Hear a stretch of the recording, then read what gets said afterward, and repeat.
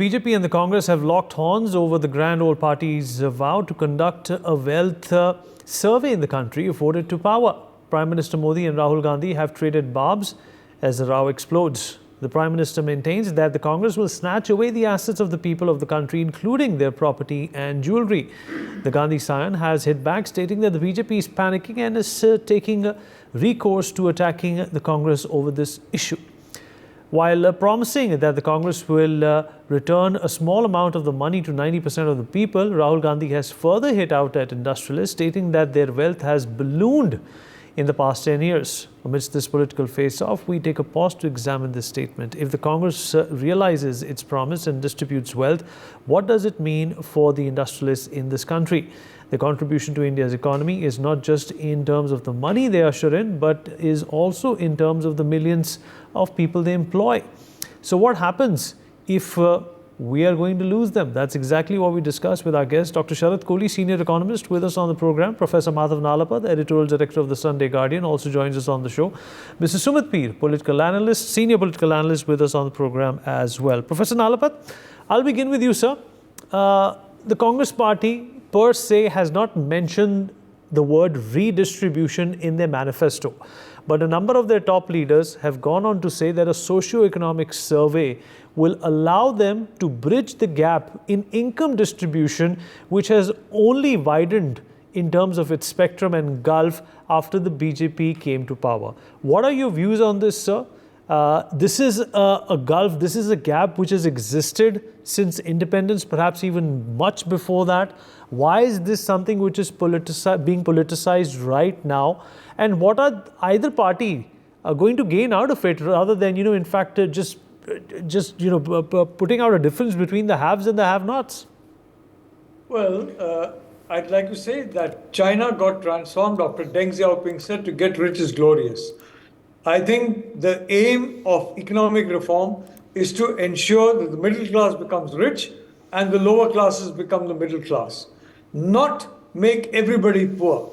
In fact, that is the point. This is precisely the kind of economics that was favored by Jawaharlal Nehru and continued by Mrs. Indira Gandhi, and which resulted in a very low rate of growth. It's called the Hindu rate of growth, but I prefer to call it the Nehru rate of growth. Raj Krishna called it the Hindu rate of growth. I think that was unfair. It was a Nehru rate of growth.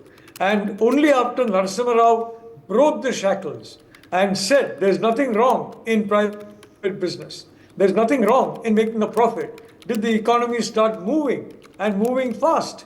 And I can tell you one thing, this kind of talk, I mean, if it is ever translated into policy, it will result in a flood of Indians settling abroad. It will result in a flow of investment going abroad through legal and illegal channels. Don't forget smuggling. For 50 years, smuggling has been a bane in India. I mean, frankly, from the time Morarji Desai started the gold control order, smuggling has been a huge problem, had been a huge problem in India. So this will completely wreck the economy. Now, the point about dividing a cake, the bigger the cake, the more the slice.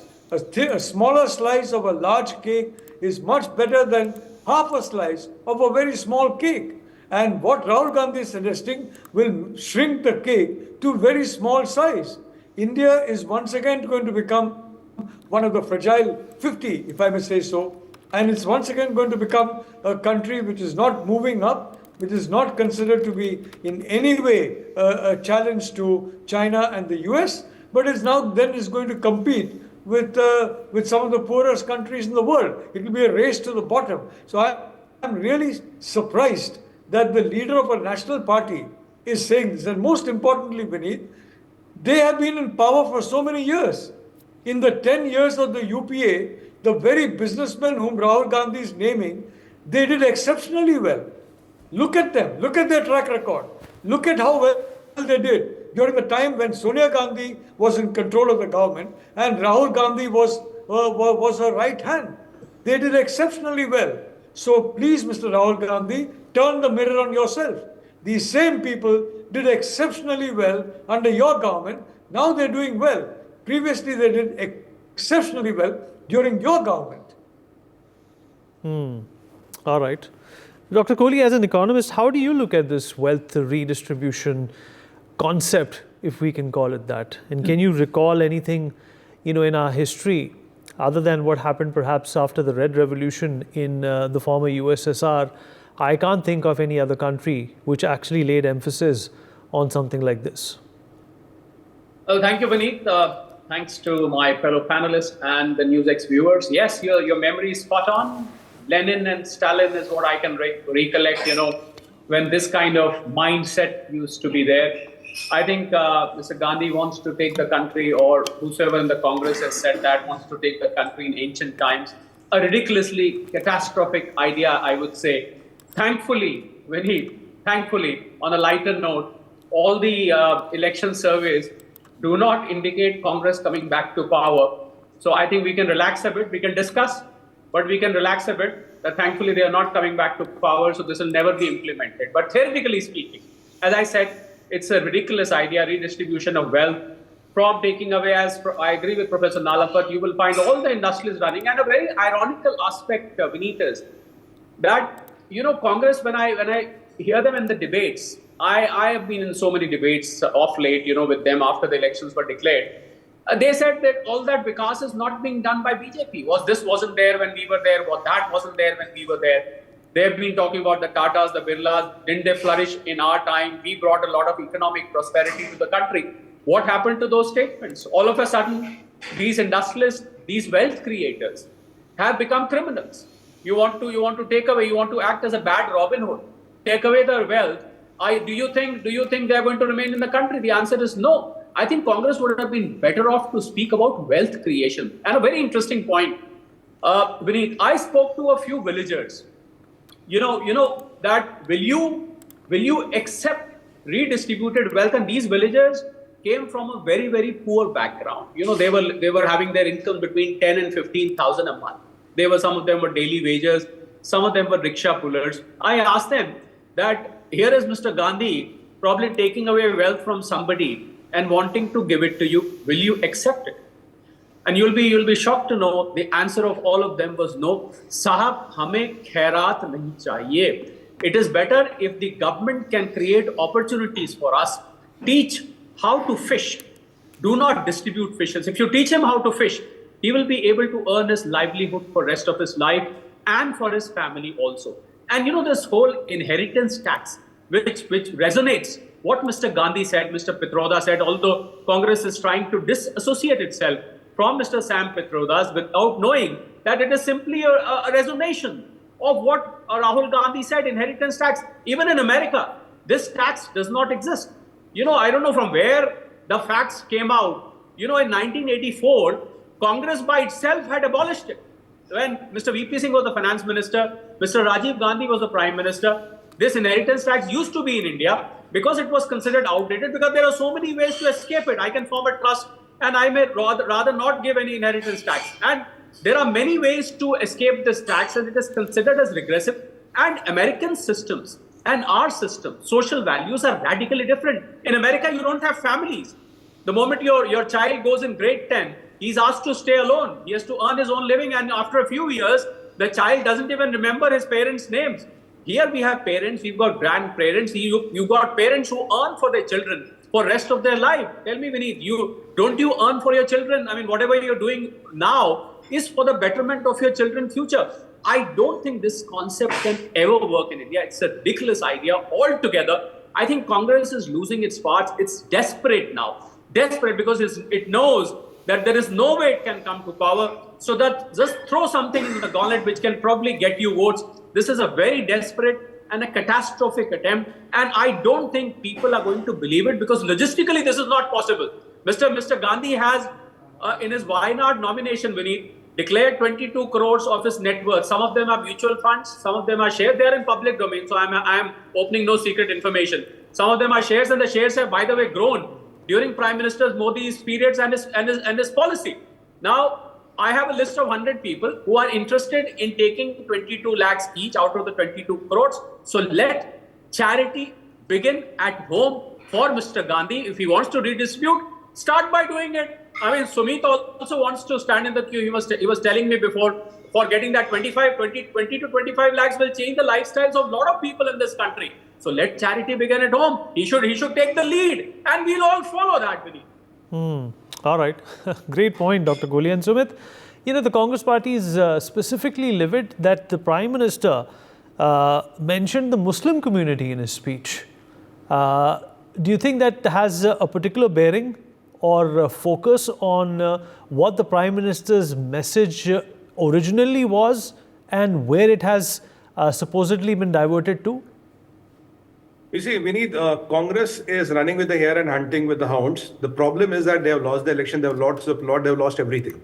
Now, when they are desperate, hatash hai, pareshan hai, what are they trying to do? They're holding on to the straws. They're clutching to straws to see if they can still swim.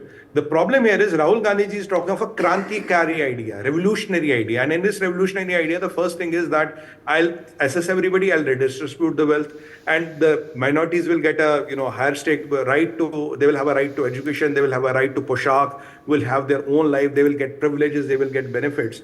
And when you are talking of, if I will not be politically correct, if you are talking about the wealth, you see the 85% of the population of the Janta nation is Hindus. So 85% of the wealth contributors are Hindus. So when you are talking about taking away from them, who will be giving the 85% of the wealth? It's Hindus. In your last debate, I asked Sujata ji, you are going to take all the wealth of Ambani ji, who started from a chawl, now is a multi-billionaire, and you will auction his villa, you will auction his cars. You are going to take wealth from Amitabh Bachchan because he has 18 cars today. He came from a small town in Allahabad, Prayagraj. So you will auction his wealth. You will auction all the wealth of Rajnikant ji because he was a bus conductor and what he made that Rajnikant. Okay, but what about Salman Khan? What about Shah Rukh Khan? And what about Azim Premji? Do they also count in your list, or it's only limited to one particular community? And it is on record, Shurata ji, the national spokesperson of Congress, did not reply this question in particular. I asked her a very pointed question, madam, zara clarify kar dijiye, hum jaise bevkufon ko bhi thoda bahut samajh aayega. When these things are happening, when you're talking of redistribution of the wealth, and Prime Minister is very clear, look, it will be given to the people who have a lot of kids. And if you look at the fertility rate between Hindus and Muslims, there's a lot of difference. All Muslims have 60% or 50% more fertility rate as per the last published data than Hindus. So if this is going to happen, so ultimately what is going to happen? The money is going to be taken from Amitabh Bachchan, from a from a Ambani, from a Adani, from a Ruia, from a Sachin Tendulkar, it will be given to X, Y, and Z. But is Salman Khan, Shah Rukh Khan, and Azim Premji in that? I don't know that. And Rahul Gandhi has not clarified. As the tallest leader of the country, as a savior of the Hindu community, as a Sanatani Hindu, I expect from my Prime Minister to take care of my interests as a Hindu, to take care of interests of my future generations as a Hindu. So how can my Prime Minister, my supreme leader, not talk about 1.2 billion people of the country? And if you look at our population in the world, we have 1.3 billion Hindus. So if Mr. Narendra Modi ji does not talk about Hindus, whom do I expect to talk? He is the tallest leader. I expect him to talk. Sir, the Congress is talking of this. What is your side on this? What are you saying on this? And he is not wrong when you say that financial survey karenge, will assess the wealth of everybody. In that survey, we need you and mera aur aapka number bhi aayega. There are a lot of people who are poorer than us. So will you take my wealth? So will it also imply the Mangal Sutra of my wife? Because that also is quite a wealthy thing. Will it include the bangles? Will it include a watch like this? Maybe this also is included there. So the question is here, whom are you going to take and who are you going to queue? And when Dr. Manmohan Singh on record has said, minorities ka pehla hak hai, especially Muslim community. So what the apprehensions of the Prime Minister are, what Prime Minister is only reacting to what Rahul Gandhi and what Mr. Manmohan Singh said. And he is answering your and my apprehensions. Where will a 1.2 billion people go and ask clarification from? We'll look up to Modi ji to give us the clarification. When Modi ji gives us the clarification, we are sure what he is talking about. So what is wrong in that? It is not what Prime Minister Modi is saying. Mr. Modi is only responding to what Rahul Gandhi said and what his Krantikari ideas are. And by the way, I'll add to what Kohli Saab said. This family, Rahul, Priyanka ji, Sonia ji, and Robert Vadra, Shriman Jija ji, they have 1800 crores of wealth. We can prepare a bigger list and let them start distributing that. What about the properties of the Waqf board? 8 lakh crore, 8 lakh hectare ki zameen hai. After railway, after army, the biggest holders of land in India and Waqf board. Will Waqf board properties also be distributed? I know a lot of poor people who would want a plot there. So tell me, I will also make one list. Even if you give a small plot, I don't mind, I'm not rich. I'll also go and take a plot. So the problem here is, so why it is like two things about one particular community? Why your manifesto is only hinting to one thing? Why you are only targeting one thing? And what is this crap of redistribution of wealth? Where has it worked? You want to divide Hindus in the name of caste census, huh? You want to do by is state mein itne Brahman, then is district mein, then taluka, then mohalla. You don't want a united Hindu. You want fragmented Hindu so that jatigat rajniti chalti rahe, and you keep on, your vote banks keep on mushrooming, and you will keep on winning election after election and after election, and keep on saying for next 60 years hum garibi hatayenge, hum dekh rahe, humne dekha, hum dekhenge. You want to live with that thing, and you want to be rich, richer and more richer, and the common man on the ground should be poor, poorer and poorer. We should still queue up in the line of bijli, pani, ration, telephone ka bill and bijli ka bill, and be happy and contented with it, saying कि हम गरीबी हटाएंगे and vote you again into power. Well, that is not happening when Modi ji is changing the India, when Modi ji is changing the middle class, when Modi ji is changing the look and feel of India, the economics of India. You feel missed out. Your brand of politics doesn't hold anywhere. So what are you doing? You are वो कहते हैं ना हिंदी में हम तो ले डूबेंगे तुम्हें भी ले डूबेंगे इसमें सनम. You want to divide Hindus. You want to make this country in a Venezuela at 140 crore. If Rahul Gandhi says what he's able to do, it will take you 2 years to become Venezuela, and after 3 years we are Rwanda. That is what you want to do. If हमें नहीं मिलेगा तो let the country go to dogs. Let everybody be on the street. That is what you want to do. What did Hugo Chavez do in Venezuela? What happened to Rwanda? Where has this distribution of wealth when he worked? And is this the part of the MOU which he has signed with Chinese Communist Party? Are Chinese putting pressure on him? भाई वो MOU sign किया था उसमें कुछ करो ना. Because this is a communist mindset of distribution of wealth and all. Which country has it worked? Where has it given the results? And that, what about this? We need another thing. 1 lakh rupees to every woman. 40 crore eligible women are there. 40 lakh crore. 1 lakh rupees to anybody who's on Instagram or who makes or sees Instagram. This is on record, Rahul Gandhi has said. Everybody in India sees Instagram. 1 lakh 40 crore. 140 lakh crore. Where is that money going to come from? That is more than the budget of India. So what will we do? And if you go by communists, we will surrender our nuclear weapons. We'll be friends with Pakistan and China. So are you trying to make us a colony of China? Is this a part of your MOU? So do you want to dismantle India so that Chinese can come and rule our lives and we will be slaves of Chinese for next, I don't know how many generations? This is what your manifesto is. This is what your revolutionary ideas. This is what your Krantikari ideas. What is your idea of generating the wealth? Why is Ambani your enemy? Why is Adani your enemy? Why is Tata your enemy? And Mr. Ratan Tata comes from the subset choti minority, 0.1%, less than that. And he's the biggest contributor and the great son of soil to the land of India. Tata Group contributes 5% of the profits to philanthropy. Understood. So are you going to take money from Ratan Tata or give him the money? Because technically he's the richest, but practically he's a minority. What is your plan? Okay, all right. We obviously, that's a big problem that has been highlighted by Sumit Peer, Professor Nalapa. Just the logistics of it is overwhelming and, for the lack of a better word, impractical. Vineet, you're perfectly right.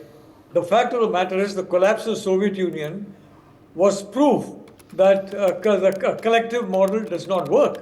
You had collective farms that produced almost no crops, and then you had small little individual plots that produce most of the crops for people to eat.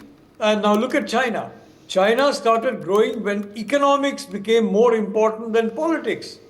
China has started sinking when politics has become more important than economics. In the case of what Mr. Rahul Gandhi is saying, I am very surprised, frankly. He has studied in some of the most expensive colleges and schools in the world. So have his family for several generations. He has studied in some of the most elite institutions in the world. And is this what he has been taught? Then he would be hating himself. The fact of the matter is that this is frankly a very dangerous idea to spread, because what you're doing is you're putting politics way above economics. And unless you put economics first, the country's economy will not grow. And if the country's economy does not grow, there's nothing to redistribute. If I redistribute 1 lakh and if I redistribute 100 crores, there's a difference. If Rahul Gandhi has his way, we'll have 1 lakh to distribute. And if you have a sensible economic policy, the same group will have 100 crores to redistribute. So the point is, what is needed is double-digit growth. We are getting 13 million young people every year. They need jobs. They don't need people running away because they're afraid of investing in India. They don't need people running away because they're afraid. And by the way, you had a time when Mrs. Indira Gandhi levied 97.25% rate of tax on marginal income. 97.25% of your money was taken away by the government in the name of tax. What happened? black money economy grew like a mountain. Nobody declared their money. That's what happens when you have this kind of a system. So what is happening, what Rahul Gandhi is advocating is going to lead to another huge mountain of black money. It was there during the previous period of high taxation, and that will come back. So I am really surprised that the leader of a national party is talking a language which frankly I thought is at least 50 years out of date. And the country that we're talking about China.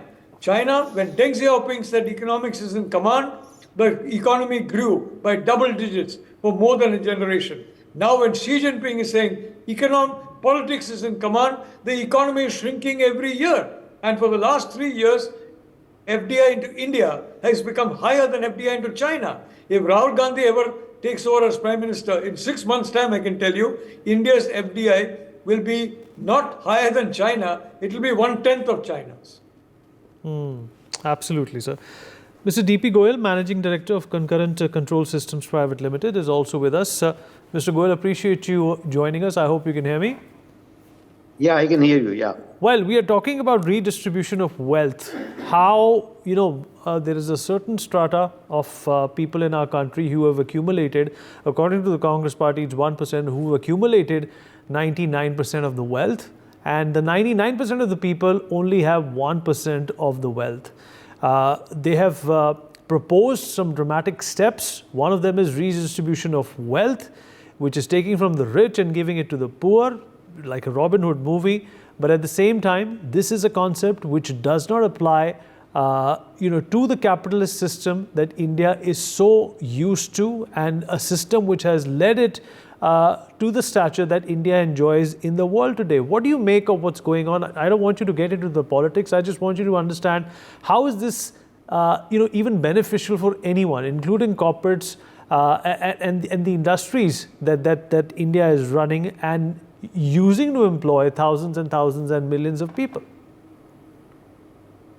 Well, I would like to say from the industry point of view, you remember the COVID-19. The industry was totally stopped, but the industry kept on giving the salary, kept on meeting the taxation requirement of the government undeterred. Now, in difficult times, the industry is with the workers, the industry is with the employees. If the wealth of the rich is distributed to the poor, is it going to solve the problem once for all? I think no, because the industry grows at the cost of the liabilities which the industry takes, the risk which the industry takes for the coming times. If the industrial wealth, if the wealth of the rich people, the so-called rich people, maybe industry, maybe other people, if it is distributed to the poor, will the industry survive? I think they would like to close the industry. What for should we take the risk of, so much risk in the business? Now, if the industry is stopped, what happens to the workers? It will generate unemployment all throughout. Our thinking is, instead of giving freebies to the people, let them create the opportunity of earning the money. Giving a fish one time by snatching from the other is not going to solve the problem. Tell them how to, do the fishing so that they learn the art of earning the money. In the industry or in the wealth of the rich, if it is shared with the poor, no industry would like to grow. No industry would like to work. So we believe that industry, as on today, the kind of infrastructure, the kind of FDI which is flowing, and the temperament of the industry is upbeat. The industry is going to grow. Nobody can stop the growth of the industry in leaps and bounds.